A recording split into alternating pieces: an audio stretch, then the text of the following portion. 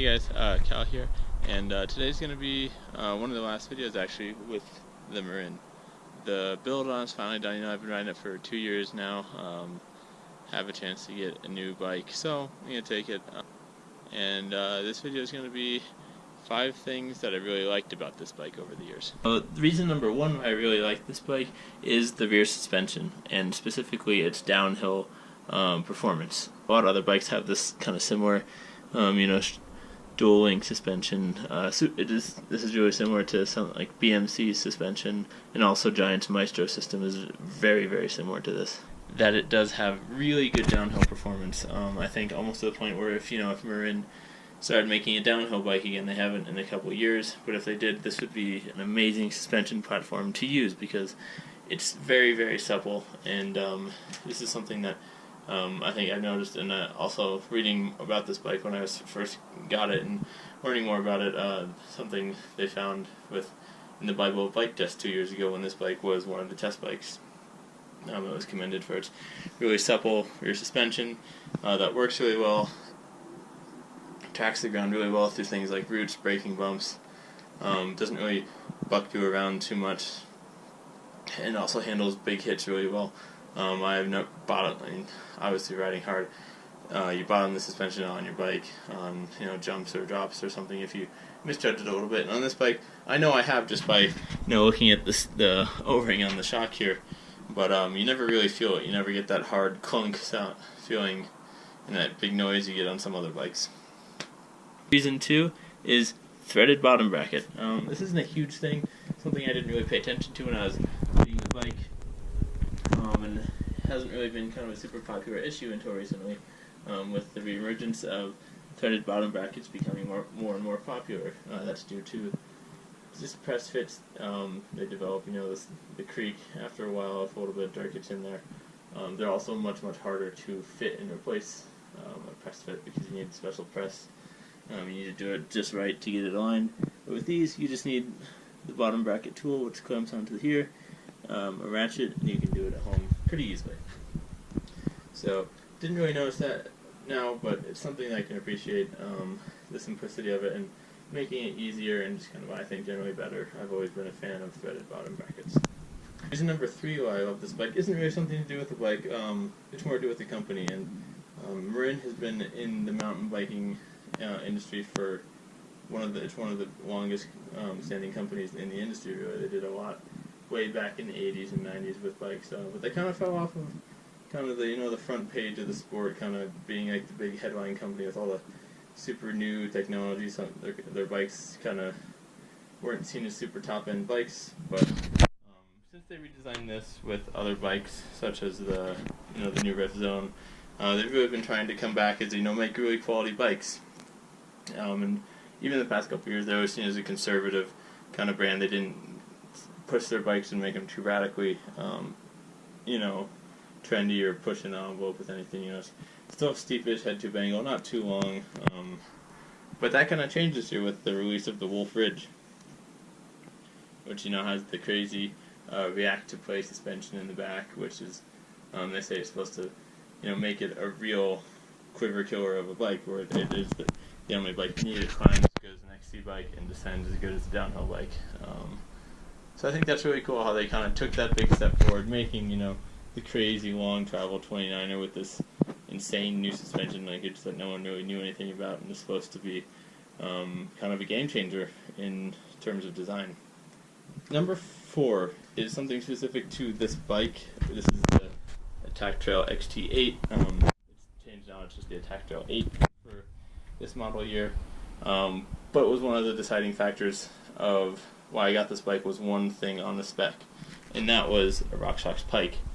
When I was getting this new bike after I cracked my BMC, this was the only bike all the other bikes I was looking at came with 34s.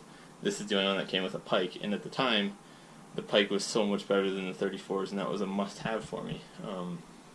This year's Attack Trail 8 still comes with the fork. It's still the Pike RC, so it's they've kept it with their mid-level bike, having the really capable fork, where it's not something you ever have to worry about.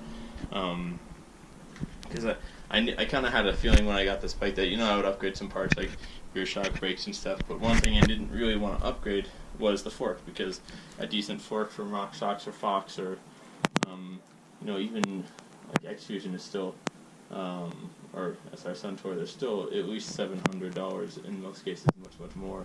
So that's a really big investment and a big thing to buy, to upgrade and do on a build of a bike. So I was really appreciate that. It was really cool how, I could kind of do the build around the Pike. I had the super capable fork already on it. I could get the shock, which was cheaper to do, to match and brakes and all that stuff. The fifth thing I like is something that's kind of grown on me, is the overall aesthetic of the bike and just the way it looks.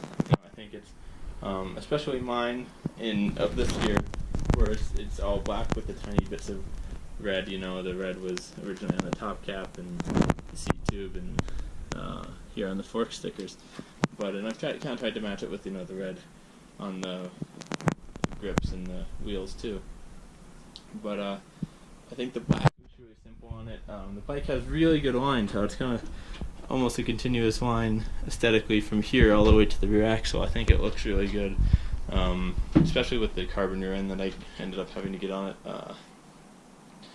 And then I think the whole suspension looks pretty good. It looks very neat. It's nothing radical, it's not like an eye catcher, but I think it's something I grew over the years to really appreciate the look of the bike and like, okay, yeah, it's a pretty nice looking bike. And I think that's something that I liked. Trying to think of how I would describe this would be like, it's like the Porsche or the Audi of the bike world, kind of, where it's, they look really good, but they're kind of, subtle and not like outlandish and super loud kind of looking. But yeah, like I said in the beginning of this video, this is actually one of the last videos that is going to have this bike in it before I sell it, probably this weekend, and then get the new one ordered right after that, hopefully. So there might be a little lapse of where I don't have a bike, but we'll make do. So overall it's kind of a sad day, because this bike was it was a really special bike for me personally, because I had the BMC before, which is a decently nice bike, but this one was the first one that I knew bikes, what they were about. I kind of was like, okay, I want to get this bike with these parts. I did my first ever race on. This was the bike, I got my first ever podium on. This was a bike where, I built up so much of it, I was like, okay, I want to do, like this part about it, I want to get these brakes for it, I want to get a better shock that'll better match the rear end suspension kinematics and stuff like that. So it's a bike that I've really grown to love, and it'll always have like a special place in my heart, because in like memories and stuff with this bike, it was like my first bike that I really got into mountain biking on, and that's always special. I think you always remember their first, not necessarily their first ever bike, but their first real mountain bike, that really let them improve, that they really fell in love with mountain biking on. And for me, that's this bike. So I'm gonna miss it, I think. Always a soft spot for Marins now. And this was a great bike. I know in one of my older review videos I did point out some criticisms for it, but overall, this is a great bike. It performs really well, and it's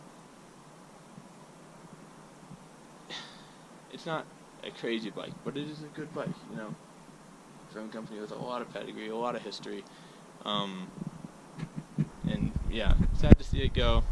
Tons of fun memories, and I love this bike, but on to the next adventure with it.